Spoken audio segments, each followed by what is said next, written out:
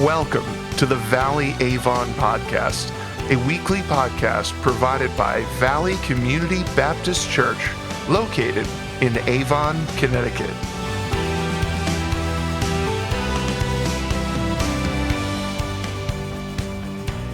Envy is a green-eyed monster.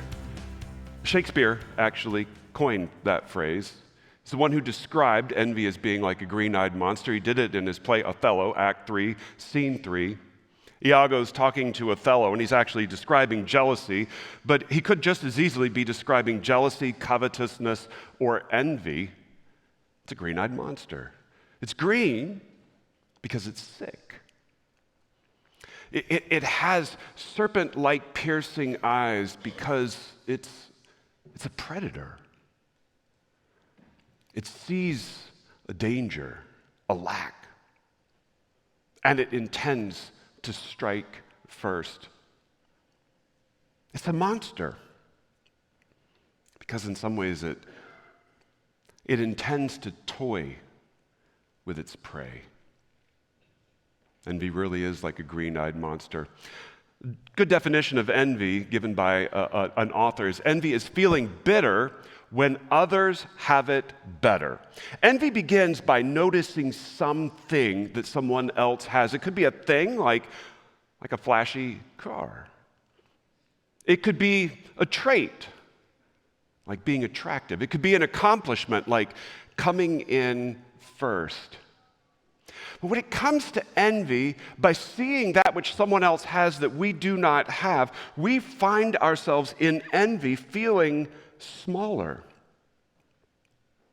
Not only do we feel smaller, but we feel wronged. Like the world is out of balance, like God has not been good. And envy doesn't just want the thing that another person has.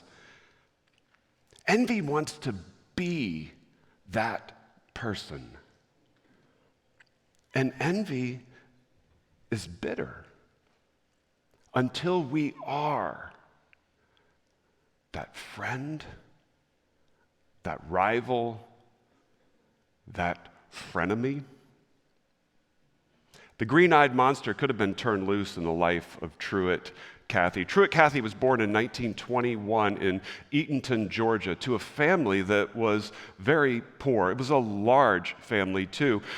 Truett Cathy, as an adult, said about his dad that his dad was caught in the Great Depression and he was never able to let go or get out of it. Consequently, his mom was the leader of the family, the provider in the family. She took in boarders, people to rent from them, and when they fed people, they fed the boarders first, and the children would eat second, what was left over. Now, growing up in a poor family, Truett Cathy could have looked around at other families and said, they have it better.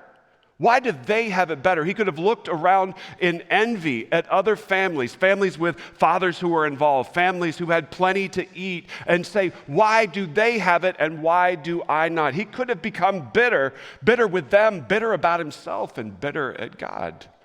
But that's not what he did. He didn't choose to go down that route. Instead, he chose to do something about it. He started a newspaper route when he was 12. As an adult, he started one and then a second restaurant, despite the fact that he was going through personal tragedy in life. And when he had finally perfected his recipe for a chicken sandwich, he used it as the basis to open a new chain, Chick-fil-A. Instead of being caught in the trap of envy, Truett Cathy decided to do something else, something better. Envy is destructive. And we are praying that in place of envy, God will do something different, something better in us. But we don't simply pray. Yes, we do pray that God will deliver us from the evil of envy, but that means that God is going to do something more than just not lead us into the temptation of envy. God is going to have to change our hearts because envy is easy and it's natural. But at the same time, it almost always ends in tragedy. Envy, you see, produced the tragedy of Cain and Abel. In Genesis chapter 4, verses 1 through 8, we see two brothers who come before God with two offerings and walk away with two outcomes. We are in the very early days of history. This is right after humanity fell. And we find that Adam and Eve, the first two humans, had children. First Cain and then Abel. Cain was a farmer. Abel was a shepherd. And we read that when the boys grew up to a certain age, they were aware of the fact that they were designed to worship God. And so they came before God with offerings. Abel came before God with the best part of the best animals from his flock. And Cain brought produce. And the Bible tells us that God had regard for Abel's offering and for Abel, but for Cain and for his offering, he did not have regard. Now, we could get into some complicated theology about why. Was it the offering itself? Was it something about the quality of the offering? Was it something about the hearts? Possibly all of that. But what we really need to see is that God had favor for Abel and not for Cain. And Cain became angry.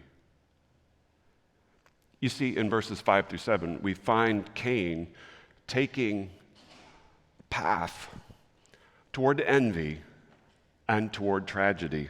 Verses 5 through 7, we pick up and read, "But for Cain and his offering, he, that is the Lord, had no regard. So Cain was very angry, and his face fell. The Lord said to Cain, 'Why are you angry, and why has your face fallen? If you do well, will you not be accepted?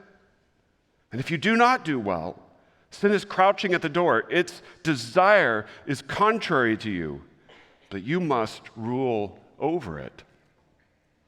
And so we see the path that envy usually lays out in front of us. And we see Cain just walking eagerly right down that path. He's falling down that path. He's tumbling down that path. Envy starts with a thought. And here's the thought in Cain's mind: God did not have regard for me or for my offering.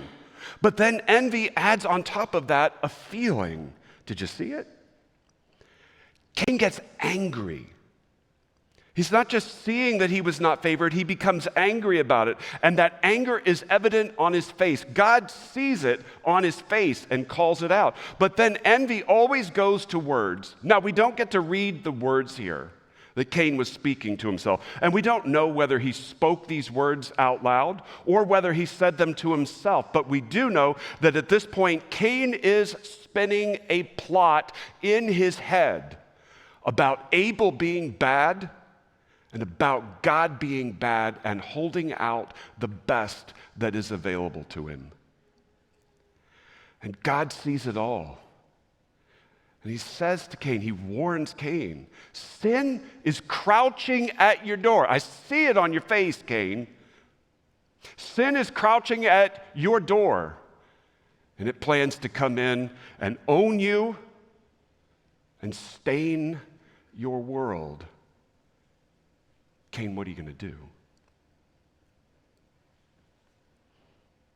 you ever do the same kind of thing? Do you ever tumble down that pathway yourself? Do you ever see something that you notice is not yours that someone else has? Do you ever get feels about it? And then do you start telling yourself what it's all about, spinning a plot in your head until you are working yourself up and almost certain to take action?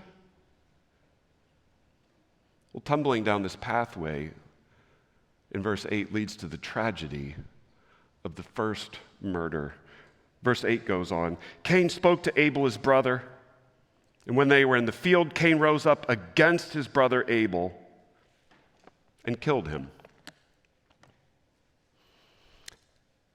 Cain wanted what Abel had. Actually, Cain wanted to be Abel. He wanted to be the favored one. He wanted to be the one on whom God's favor rests. It would not be enough for God to also favor Cain and his offering. And Cain did not see in himself the capacity to get that favor of God, to do that thing that God wanted. He saw the only pathway that was available to him, if he was ever going to be the number one, was to get rid of Abel. And so he killed Abel. Rival is now out of the way. And now Cain can be the favored son, the favored brother. Envy ends in tragedy. Victor Hugo's poem, Envy and Avarice, reminds us of the fact that it's almost in envy's nature to always end in tragedy. Hugo writes a poem called Envy and Avarice, and in it pictures envy and avarice as two women, two sisters who are walking along a road looking for victims. But they walk silently while they're on the road because while they're sisters, they have bitterness and rivalry toward one another. As they walk, they're silent too because they have their own treasure in hands, and they're eyeing their treasure, and they're eyeing the treasure of their sister, longing for the treasure of the sister. In the poem, Hugo says, the god of desire appears to them, and desire offers to each of the sisters their greatest wish. What would you wish for? The only caveat is that desire says, whatever you ask for, I will give to your sister double, 2 times what I give to you. The sisters are silent. They're thinking. They're plotting. For a long time, thinking of how they can get the advantage on the other. And then finally, envy in bitterness speaks and tells desire what she wants. And she says, I would be blinded of one eye. Meaning avarice would be blinded in 2. Envy of its nature takes a course toward tragedy. And we see the outflow of that tragedy working itself out on social media every day. We go onto social media and we get the opportunity to look into other people's lives, but what we see is an airbrushed version that's ready for print. And then we look at our own lives, and our own lives are painfully normal. And we wonder why we do not have what other people have. And envy begins to grow, and bitterness starts to creep into our lives. And the question becomes, what are we going to do? Well, gratitude tames the green-eyed monster. You see, envy is built on the idea of smallness. We look at ourselves and find ourselves, first of all, to be small. Our lives are small. The stuff that we have is small. Our future is small. But envy teaches us that our souls are small too, that they're not capable of much. As we look to the future and as we look to other people, we never think that we could achieve, that we could have, that we could accomplish, that we could contribute. We convince ourselves that our souls, our capacity itself is small. And we become convinced that the pie that's available is small. If opportunity is a pie, we tell ourselves that that pie is small, that it's been chopped up into pieces. Others have taken most of the pieces, and the things that are left to us that we can grab for ourselves are just too little. Envy convinces us of smallness. But then envy causes us to compare ourselves to one another. We look around, we see what other people have, we look at ourselves, we see that sense of smallness. But because our souls are small, we tend to think of other people as rivals. There's no possibility left out there for us. You have it. You become my rival. But in looking at you as my rival because I'm so small in envy, I can only become bigger than you, not by making myself bigger, but by making you smaller, by tearing you down. And so what does envy cause us to do? It causes us to see the faults and the flaws in others. And if we can't see the faults and flaws in others, we invent the faults and flaws in others. Envy leads us to backbite, to gossip, to slander. Anybody ever done any of those things? Because envy wants us comparing ourselves to one another. And because we're so small, the only pathway to being bigger is by making you smaller. But gratitude, on the other hand, causes us to see something entirely different about God and about the world. We begin with gratitude to see God in his bigness, to see that he is better than we ever expected, to see that he has blessed us. I don't know if you've noticed in the past week, but in the past couple of weeks, the city of Avon has been putting concrete sidewalks along West Avon Road. They put concrete sidewalks across the driveways here at Valley. And last weekend, if you were here, they, after putting the concrete sidewalks in, had come and paved the asphalt portion back that they had torn up. But if you were here last weekend, you saw it was a hot mess. If you tried to leave, you would have gotten quite a good bump going out of the driveway last week. And the question is, why did that happen? Well, it happened because the asphalt company ran out of asphalt. We were the last project of the day. It was the last day. The project had to be done in order for us to be able to use the driveway that weekend. So as they were doing the project, they just simply ran out of asphalt. They came back this week, milled it down, made the situation right. When you leave today, it's going to be fine. But sometimes we look at our lives and we think, God, did you run out of asphalt? When you were paving the driveway of my life, God, did you run out of asphalt? Because I look at it and it looks like a hot mess. But the truth of the matter is, God is bigger and better than we ever could imagine, and he blesses us. And the truth is, he has all of the asphalt that he ever needs. And the driveway that is your life is paved perfectly. Because God is bigger and better than we dream, and he blesses us. That's who God is. And gratitude causes us to see God's bigness, his betterness, and his blessings in our lives. And gratitude leads us to say yes and thank you to God. We say yes, first of all, to the driveway in our lives. We look at that driveway that is our lives, and we quit looking around and saying, oh, she has a wider driveway. She has a longer driveway. She has a prettier driveway. It's stamped. I like that driveway. No, we say, this is my driveway, and it's a good driveway. I say yes to this driveway. But we say yes to God too. Yes, God, you have all the asphalt you need. Yes, God, you are good. Yes, God, you are big. You've been trustworthy in the past, and yes, God, you will be trustworthy in the future. And then we say thank you to God.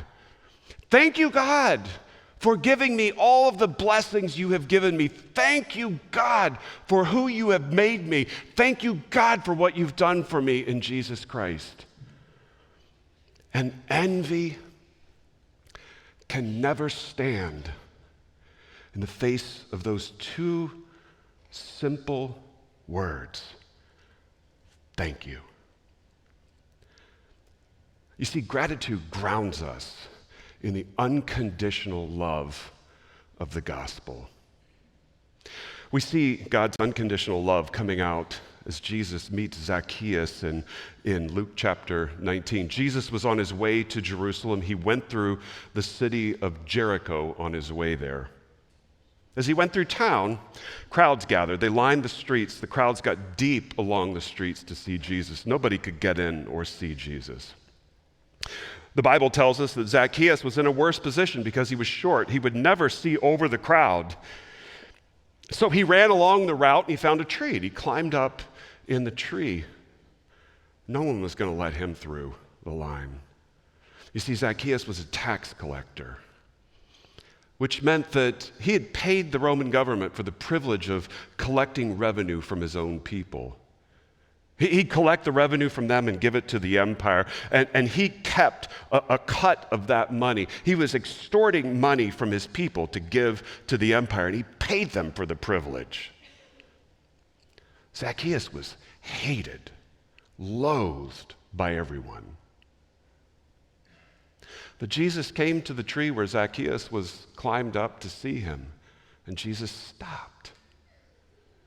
And he turned to Zacchaeus. He called him by name. He called him to come down. He went with Zacchaeus to his house that day. He ate with that tax collector. And when that tax collector professed faith, Jesus said, salvation has come to this house today. That's what the unconditional love of God looks like. God has unconditional love for us that is not built on comparisons. We don't get compared to other people, and God says, well, you're better than this person, so I'm going to give you my unconditional love. Look, that's not what happened with Zacchaeus at all. God didn't look at Zacchaeus and he says, well, I compare you to another person, and you're better than them. He certainly didn't look at Zacchaeus and say, you're good. And there is no chance he looked at Zacchaeus against an objective standard and said, hey, buddy, you are good enough. That's not the gospel.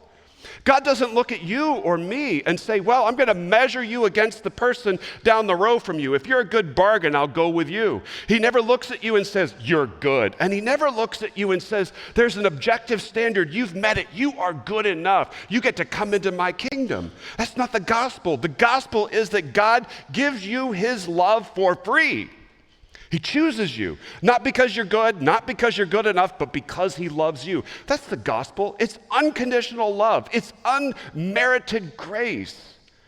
And that unconditional love that God has for us is so much more like the relationship that we have in a marriage than it is the relationships we have when we're dating. You guys know what dating is like. Hot mess. When we're dating, everybody's trying to prove. You're trying to figure out, is this person good enough? Is that person good enough? And so we're always on our own best behavior because we want to prove that we're good enough. God's unconditional love is nothing like that. It's more like a marriage, because in a marriage, we make a covenant, an unconditional covenant with one another and with God to love each other, not based on merit. It's a covenant that we make for a lifetime, for good and for bad, for better or for worse. It's the kind of covenant that lasts no matter what. There's no escape clause. There's no measuring that person against other people from that point forward. It is for a lifetime. And the unconditional love that God gives to us is like that, not like the love that people have when they're dating. Unconditional, unmerited love and grace. And when we understand that unconditional love, we have the opportunity to be caught up in something that is so much bigger and better than envy. You see, God's unconditional love and his unmerited grace comes into our lives, and it changes the way we see ourselves and the way that we see other people. God's unconditional love comes into our lives, and all of a sudden, in gratitude, we begin to see God, how big he is, how much better he is than we had any reason to expect, how he has blessed us over and over and over again. And seeing who God is, he invites us to live in that world. Come join me in this world of my unconditional love, of my bigness, of my goodness, of my blessing to you. And when we begin to live inside of that world, all of that smallness just dissolves away. The lies that envy has told us about how small the world is, how small we are, how small the pie is, those lies cannot stand in the face of gratitude. And God, in his unconditional love, invites us to live in a world of gratitude that is as big as his love for us.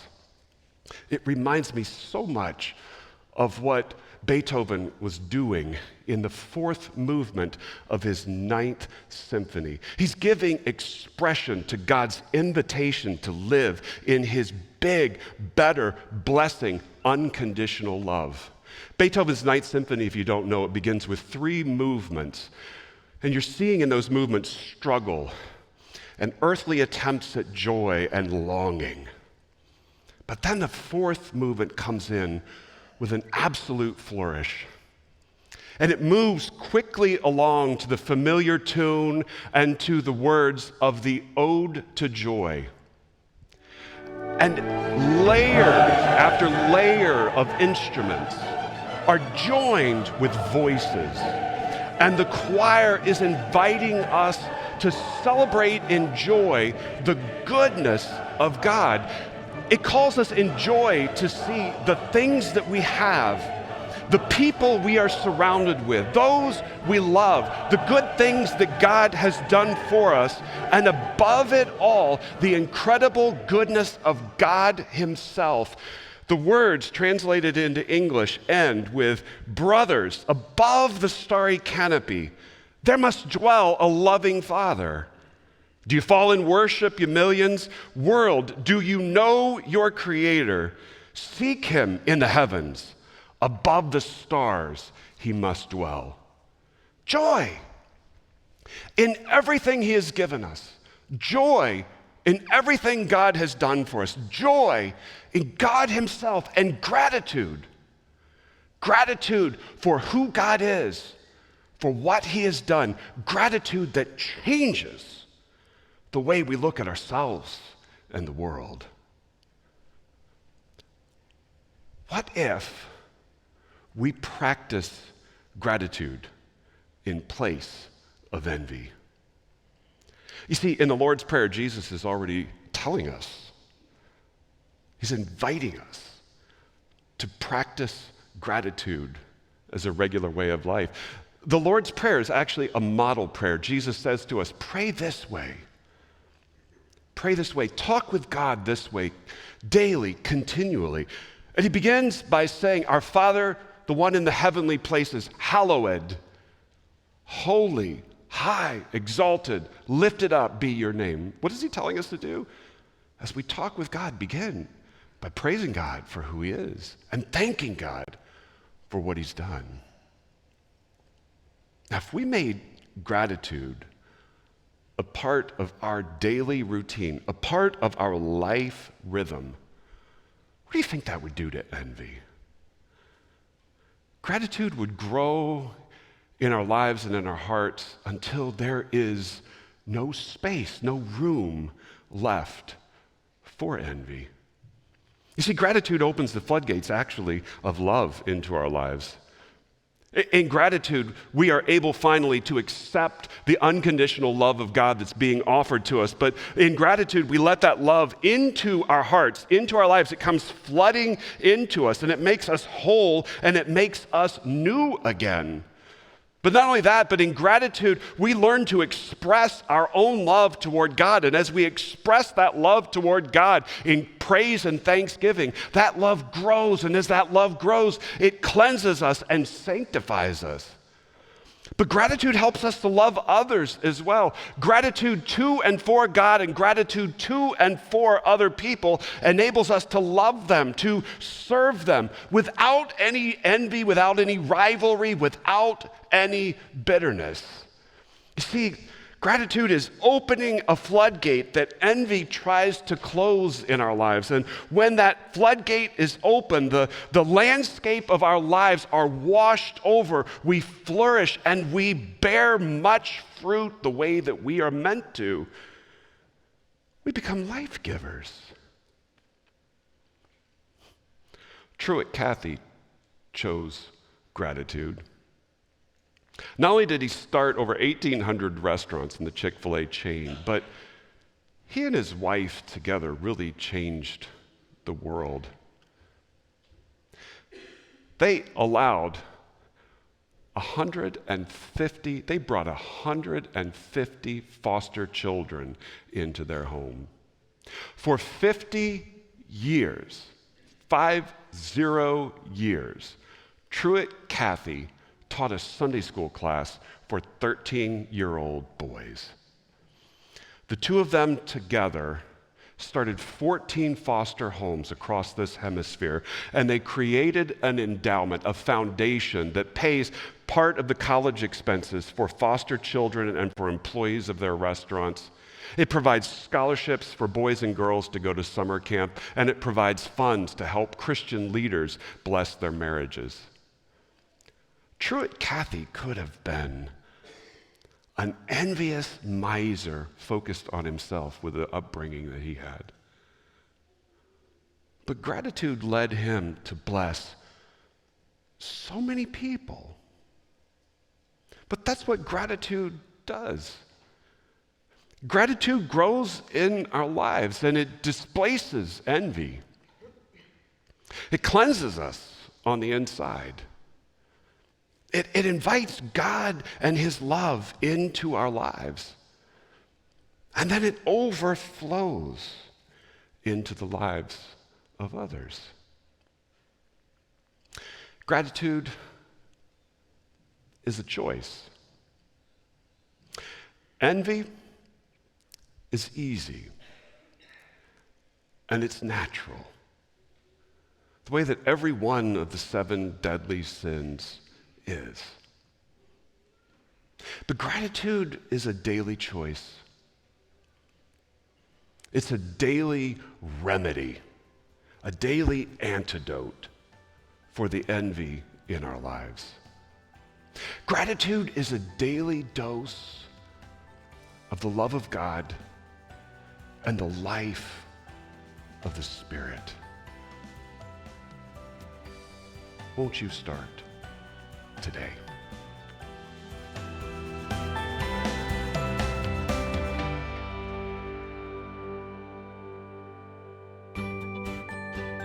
Thank you for joining us for this week's episode of the Valley Avon podcast. If you would like to hear more, you can subscribe for free on any platform you use.